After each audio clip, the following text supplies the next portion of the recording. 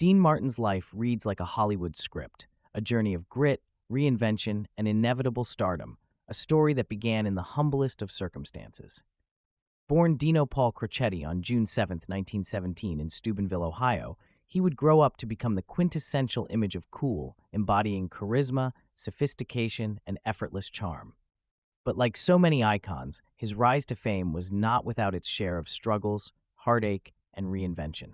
Dean's story is one of overcoming adversity, defining an era, and mastering the art of transformation. Dino Crocetti was born to Italian immigrant parents, Gaetano and Angela Crocetti, who worked hard to make a life for themselves in a town known for its steel mills. Like many children of immigrants, Dino faced bullying at school. He was taunted for his broken English, his thick Italian accent, and for being different in a country where assimilation was the goal. But the world of Steubenville's working class, though filled with hard labor and grit, could not contain his ambitions. From a young age, Dino knew he wasn't meant for the steel mills. His early years were spent in the shadow of his father's industrial labor, but the feeling of being trapped in this world only fueled his determination to find another way out. The mill was tough, unrelenting work, and his father's high expectations weighed heavily on him. When Dino was in his late teens, the Great Depression hit, and like many young men at the time, he was forced to find alternative ways to survive. As Prohibition took hold, Dino became part of a much darker world, the underground economy.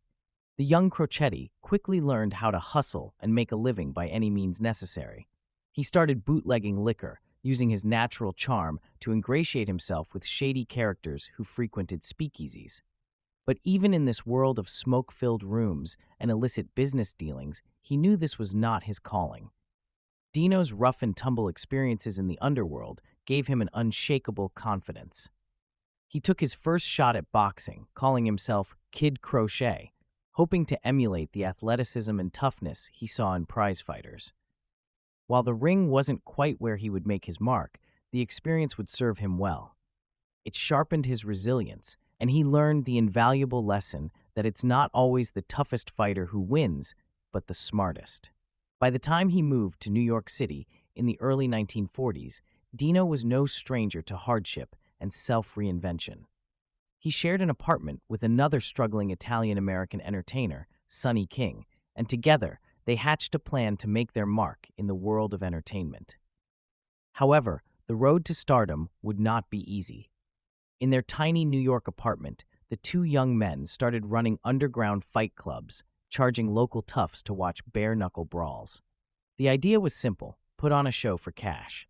It wasn't glamorous, but it was a start, and it fed Dino's hunger for success. He soon moved on from these underground clubs, finding work in more legitimate but still shady venues, speakeasies, where he dealt cards and sang to the patrons. It was here, in the smoky atmosphere of these secret bars, that Dino began to hone his musical talent. He would sing anything that the crowd wanted, imitating crooners like Perry Como and Bing Crosby. His voice, smooth and mellow, began to take on the unmistakable flavor that would make him a star. It wasn't long before his natural charisma drew attention, and he started performing at more high-profile venues in New York. But it wasn't just his singing that made Dino stand out. It was his ability to charm an audience with his laid-back confidence, the effortless swagger that seemed to come naturally to him. He had found his stage, but he still needed a name. Sammy Watkins, a fellow musician and manager, suggested he adopt the stage name Dean Martin, a name that was simple, yet sleek enough to appeal to mainstream audiences. The world was now introduced to Dean Martin, the persona that would soon become an icon. By the mid-1940s, Dean Martin's career was taking off. He was no longer just the guy singing in lounges and speakeasies. He was gaining real attention. But he was also on the brink of his most significant professional relationship, one that would change the course of show business forever. In 1946, Dean met a young comic named Jerry Lewis. The two hit it off immediately, and the pair decided to team up to form a comedy act. They debuted as Martin and Lewis in Atlantic City, a debut that could not have gone worse.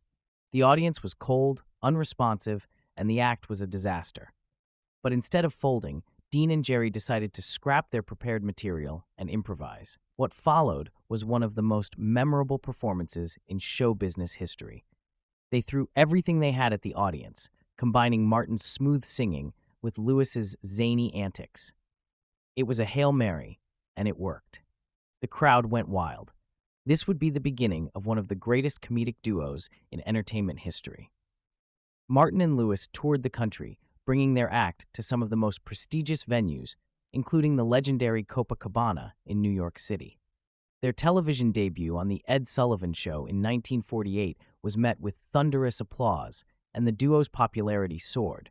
They made films together and became fixtures of the Hollywood elite. However, as their success grew, so did the tensions between them. Dean, who had always been the straight man to Jerry's antics, began to chafe under the role. While Jerry was being hailed as the genius of the duo, Dean felt sidelined, his talents limited to playing the stoic, dashing counterpart to Jerry's clownish antics. The 1950s were a turning point for Dean. He had been at the top of the comedy world, but as the Martin and Lewis partnership wore thin, he decided to go solo. His marriage to Jean Biger in 1949 gave him some personal stability, but professionally, his career was taking him in a new direction. In 1956, after a tumultuous period, the partnership officially ended.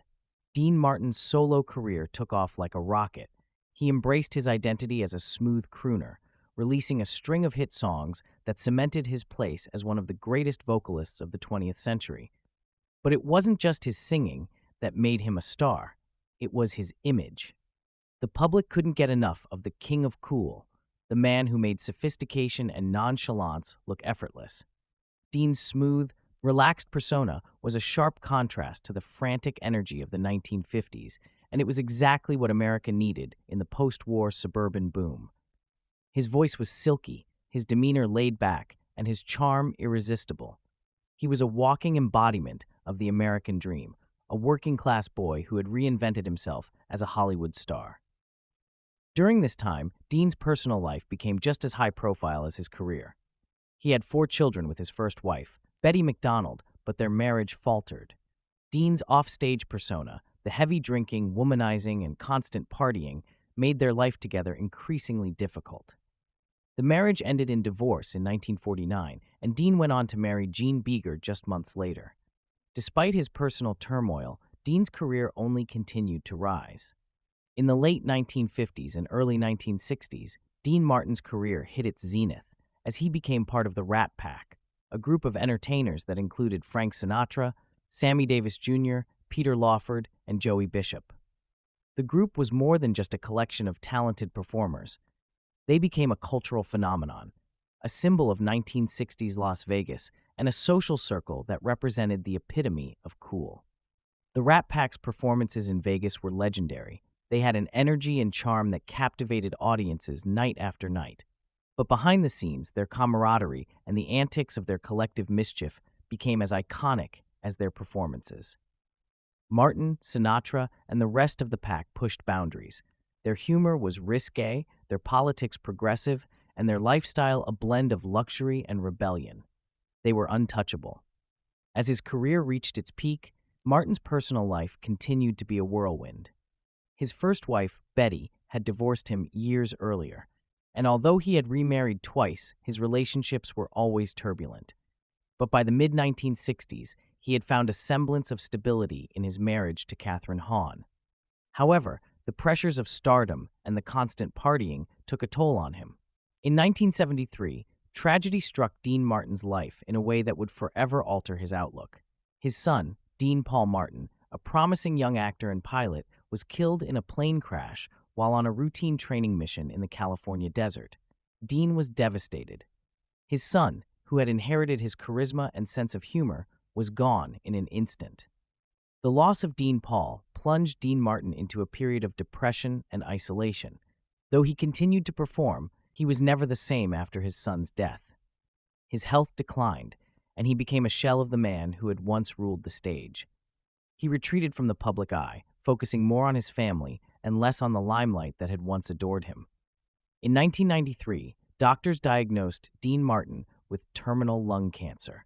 He chose not to undergo surgery, and his health continued to decline. Despite his diagnosis, he refused to make a public spectacle of his illness. Dean's final years were spent in quiet reflection with his family, far from the stage that had once been his domain. When he passed away on Christmas Day, 1995, the world mourned the loss of one of its greatest entertainers. The tributes poured in from every corner of the entertainment industry, from his Rat Pack co-stars to the Vegas casinos where he had once performed. Dean Martin's legacy is one that extends far beyond the stage, television screen, and recording studio. His image as a suave, unflappable figure, always in control, was more than just a persona. It was a cultural statement. He embodied an ideal of effortless charm and confidence, the type of cool that resonated with millions. His style, humor, and demeanor were timeless. To many, Dean Martin wasn't just a talented entertainer. He became a symbol of what it meant to be both a man of high status and someone who didn't take himself too seriously. His smooth vocal style and iconic songs, Everybody Loves Somebody, That's Amore, Memories Are Made of This, and Ain't That a Kick in the Head, have become deeply embedded in the American cultural fabric. These songs continue to be associated with the carefree spirit of post-World War II America, evoking a sense of nostalgia and timelessness. While many singers came and went, Dean's voice held an allure that transcended generations. Dean's role as part of the Rat Pack only amplified his cultural impact. The group wasn't merely a collection of talented performers, it was a collective that embodied an entire ethos, one of elegance, mischief, and irreverence. Together, Sinatra, Martin, Sammy Davis Jr., and the others redefined what it meant to be a celebrity. They were entertainers, but they were also trendsetters. The Rat Pack era of Las Vegas, in which they performed regularly, became synonymous with luxury, excess, and the ultimate party. Las Vegas itself became the ultimate backdrop for Martin's public persona, with the bright lights of the Strip mirroring his own dazzling star power. Yet what truly set Dean Martin apart from his contemporaries was his ability to combine effortless cool with vulnerability. Though he appeared relaxed and composed on the surface, there was a depth to his performances that hinted at the complexities within. His personal tragedies, from the loss of his son to the unraveling of his marriages, added a layer of poignancy to his work. Dean never fully escaped the ghosts of his past, but he channeled them into a unique kind of magic, one that resonated with fans on a deeply emotional level. The impact of Dean Martin's style and talent is still felt today. Musicians, comedians, and entertainers continue to cite him as an influence, not just for his musical ability, but for the way he carried himself. His swagger, his wit, and his infectious charm are qualities that countless entertainers have tried to emulate, from Frank Sinatra's own public persona to more modern stars like George Clooney, who shares Dean's smooth, laid-back style both on-screen and off. The Rat Pack itself has become a standard by which all other celebrity collectives are measured. The way that Dean and his friends carried themselves with such confidence, blending class with rebellious humor, set a new bar for what it meant to be a celebrity. The group's attitude toward fame, enjoying the perks while remaining unattached to the trappings of it all, became a new archetype, one that would shape how the public interacted with its stars. In the world of comedy, the influence of Martin and Lewis is undeniable. Their groundbreaking partnership paved the way for the modern comedic duo dynamic, and the tension between Martin's cool, collected persona and Lewis's slapstick antics was a perfect foil. Their chemistry was magical, and though their professional partnership ended acrimoniously, the magic of their act lived on in countless other comedic partnerships. Dean Martin's appeal is not just tied to his skill as an entertainer, but to the way he understood the intersection of personality, talent, and image. His ability to reinvent himself at key moments in his career showed his understanding of show business and the public's ever-changing tastes. Dean knew when to embrace his talents, whether it was singing, acting, or comedy, and when to step back and let his persona do the work. He was, in many ways, a master of control, always seeming to be in command of every situation, whether he was on stage in front of an audience or in the company of friends and fellow entertainers. His image as a man who was perpetually unbothered by the madness around him contributed to the enduring mystique of his character. This cool attitude was as much a part of his appeal as his musical talents. Though he was often described as a ladies' man, it would be a mistake to reduce Dean to this one-dimensional label. He was more than just a charming face or a smooth singer. He was a multifaceted performer who had mastered a range of roles, from crooner to comedian to actor. His acting career, though sometimes overshadowed by his musical and comedic work, proved that he had range beyond his famous lounge act. From playing the cynical detective in Ocean's 11 to his turn in The Sons of Katie Elder, he displayed a unique mix of toughness and vulnerability, something that stood in stark contrast to the more traditional leading men of his era.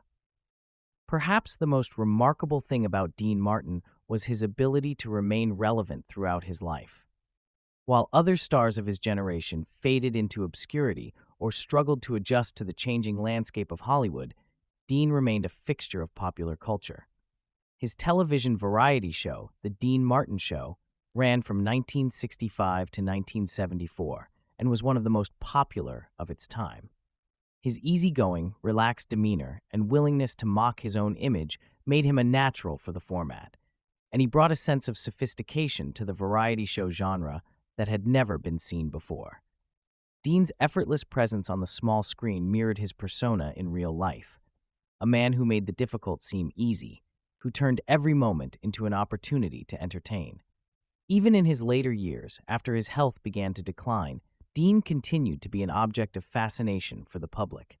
He may have stepped back from the spotlight, but he never fully disappeared from public consciousness. His death in 1995 only solidified his place as an immortal cultural figure. Dean Martin's life is a testament to the power of reinvention, charisma, and the art of effortless cool.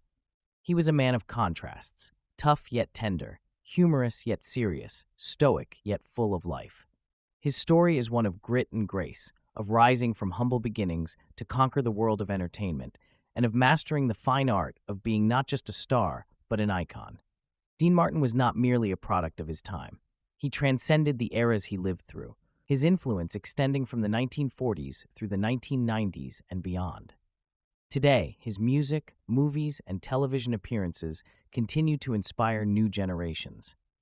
The world of entertainment would not be the same without Dean Martin's mark on it. To this day, the phrase, "the King of Cool," remains synonymous with Dean Martin, and it is an apt description of a man who made cool look so easy. His legacy is not just one of songs and laughs, but of a life well lived, a man who knew how to navigate both the highs and lows of fame with a smile, a laugh, and that signature charm that never seemed to leave him, no matter the circumstance. Dean Martin's death may have marked the end of an era, but the legend of Dean Martin will forever live on. He was the man who made being cool look effortless, and in doing so, defined what it meant to be a star. In a world full of pretenders, Dean Martin stood as the true king of cool. Now, we'd love to hear from you. What's your favorite memory or moment of Dean Martin? Is it his music, his movies, or his time with the Rat Pack? Let us know in the comments below. If you enjoyed this video and want more deep dives into the lives of Hollywood legends, don't forget to like this video, subscribe to the channel, and hit that notification bell so you never miss out on our latest content. Thanks for watching, and we'll see you in the next video.